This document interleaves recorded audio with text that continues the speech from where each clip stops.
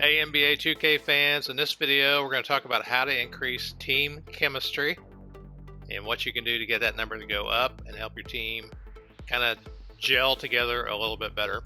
This is part of my NBA 2K My League series with the fictional rosters and the Hoosier Hobgoblins. And if you're new to the series, I am Coach 2K. And while you're here, hit the subscribe button, click the bell to get notified whenever I upload anything new so you don't miss a single My League series video I put out or other NBA 2K video. Now what I'll do, I'll put a link in the upper left hand corner of the video. If you want to start at the very beginning of the series, if you are new, you'll know where to begin. So let's get started and talk about how to increase team chemistry. Now in the last episode we made a couple of trades, and we did that in order to try and free up some cap space to put us in a position to sign our superstar Byron Dantley in case we can persuade him to stay with the team and sign a long-term deal. Now team chemistry before we did that was like 82%, and team chemistry dropped to 59% after we made that trade, and then it's kind of increased by 1% here. We really haven't done anything. So the team will play a lot better if team chemistry is good, and so we want to get that number back up as quickly as possible. So here are the things that we're going to do to accomplish that. Alright, so the first thing we're going to do is we're going to go into the player training area, and for the 3 players that we traded for, which is Lewis Hill, Marion Haley, and Dylan Young, we're going to do some tactical training with them solely on team chemistry. So let me go into each of these guys here and change that. Now we could just devote all our resources to team chemistry. You can see here they're still going to get some other training, and I don't think it's necessary to go all the way up, but I suppose you could do that if you wanted to. But in this case, the idea behind this particular type of player training is just to get them kind of accustomed to the team and kind of get them more willing to kind of get along with everybody, so that it won't drag down team chemistry. If for some reason these 3 guys have bad attitudes, we'll try and nip it in the bud right from the very beginning. So step 1 is to go into player training, change the tactical, and change that focus to team chemistry. Now we're going to leave it on that for a little while until we start to see a good size boost in team chemistry to, I don't know, I haven't set a specific target, but we were at 82% before, so maybe we'll try and get at least halfway there or so before we change that back to whatever training we want to put them on. Alright, step 2, what we're going to do, we're going to go into the rotations every game, and we're going to take a small block of minutes, 8 to 10 minutes, and we're going to rotate it among the new guys each game. So maybe instead of giving Taylor these minutes the next game, we'll give 8 to 10 minutes to Hill, and then after that game we'll give him to Haley. He'll get 8 to 10 minutes, but Hill won't play. And then after Haley we'll rotate it over to Young, and then we'll start again, and then gradually we'll go back to Taylor if that's what we want to do. The idea is we'll get these guys on the court, we'll get to see them a little bit, and they'll feel like they're a little bit more involved. And so one thing you want to make sure as you're going through your My League or My GM seasons is you can't totally ignore your bench, and occasionally you got to use it. So one thing I'll typically do is before each game I'll go in and I'll just kind of check the status, the wear and tear, to see how fatigued my players are.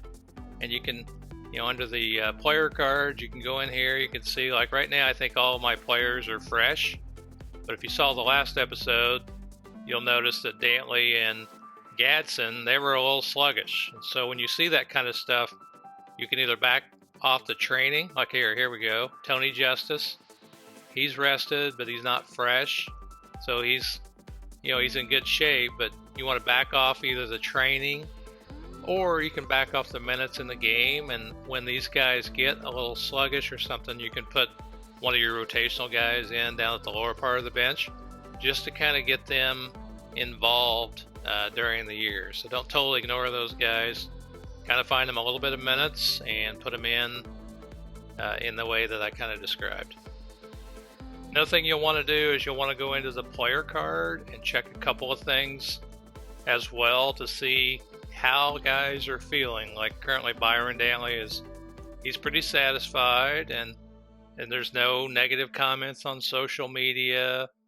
So these are things that two areas you want to focus on and looking at your players as well as the fatigue. You want to check and see if anything's being said on social media, or if they're saying anything internally here on the card that might make you think, oh, well, those guys are a little unhappy, and you can kind of get them involved some way or focus on them with the team chemistry.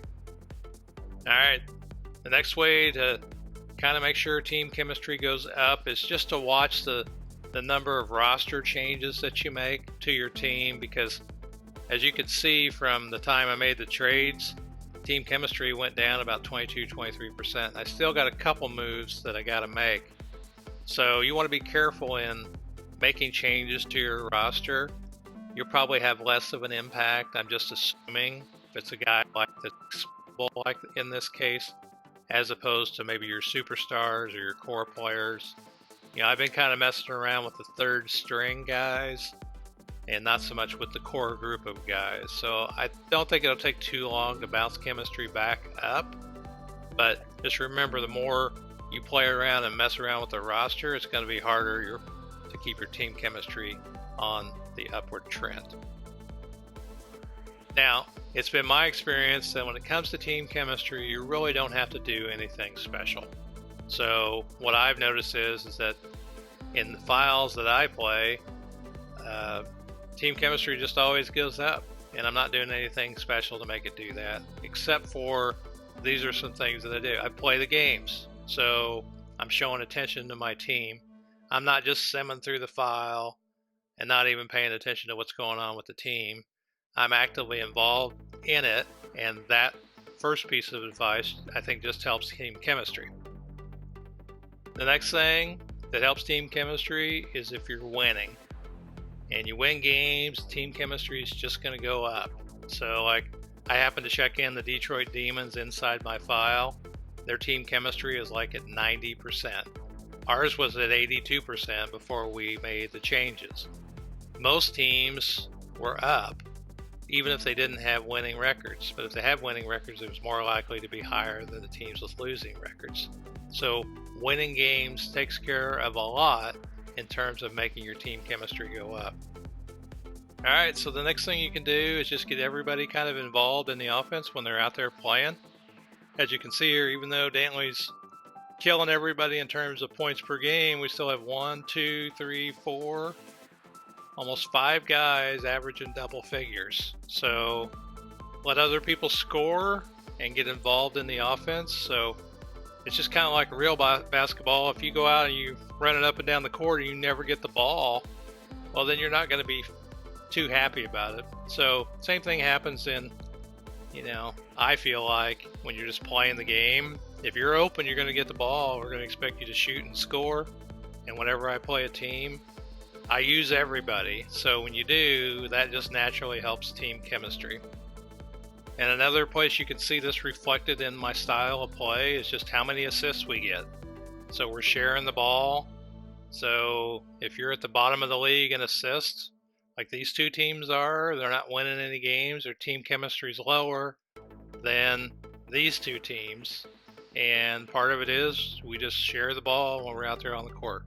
So that just kind of goes along with getting people involved in the offense. You give them the ball when they're open and expect them to score. And that'll help your team chemistry. All right, those are some ways that you can increase your team chemistry on your team. And let me know in the comments what you do in terms of team chemistry and how you approach it and what you've experienced in the game.